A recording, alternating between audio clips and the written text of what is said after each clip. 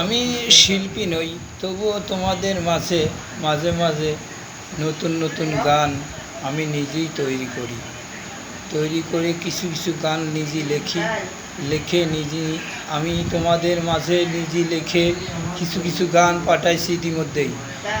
আপনারা প্রিয় দর্শকরা আপনারা দেখবেন যে আমি নতুন কিছু কিছু গান আমার আইডিতে গেলেই পাইবেন।